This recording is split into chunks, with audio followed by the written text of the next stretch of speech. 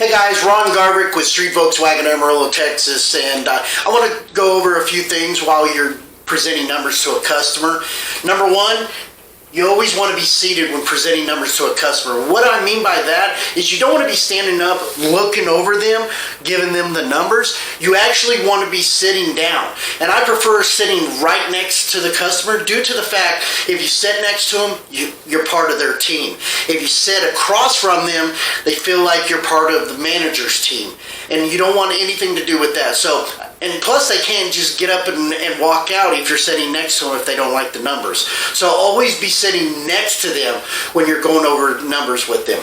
Number two, always present the numbers in writing. Guys, it doesn't make sense to tell the customer, hey, we're going to sell the car to you for $15,000. We're giving you $14,000 for your trade. With $6,000 down, your payment's going to be for 72 months, $495. It makes no sense to do that. It's not believable. They're hearing what you're saying, but they're not listening. And if you have it written down, so they can see it, it makes it more believable. So always have the proposal in writing.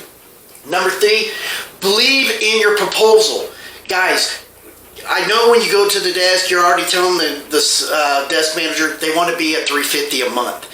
And then the desk manager does all his numbers, hands you the sheet back, and you got a $495 payment.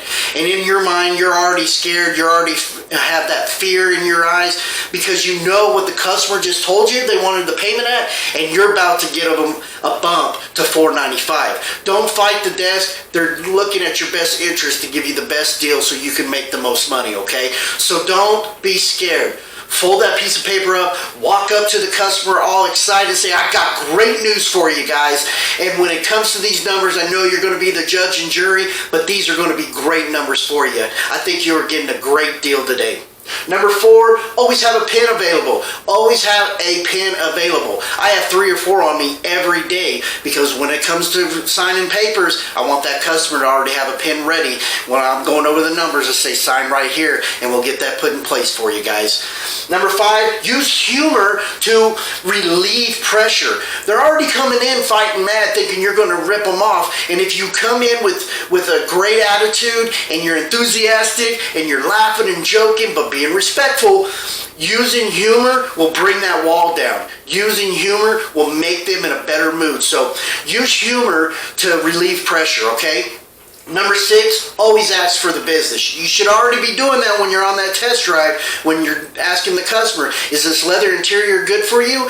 Is this what you were saying that you wanted? You said you wanted a sunroof. It's got the sunroof, right? And with you driving these long distance miles, it gets 45 miles per gallon on the highway, and that's good for you, right? So can you see yourself taking this vehicle home right now?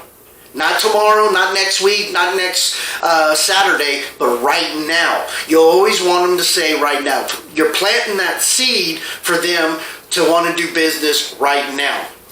Number 7, guys, stay with the buyer. What I mean by that is don't just keep wandering around while the desk manager's working numbers and you're getting yourself a cup of coffee or smoking a cigarette and just leaving that customer by themselves at the desk. The reason is, if you do that, they're already talking themselves out of buying the car right now, remember? So you did all that work with them through those steps from the meet and greet to the test drive. They're already sitting down. Now they're talking themselves out of the deal. And also, they're looking on the internet and they're looking at the price and they're looking at other competitors' prices too. So guys, never leave your customer unless you're going to go back and get numbers for them, okay?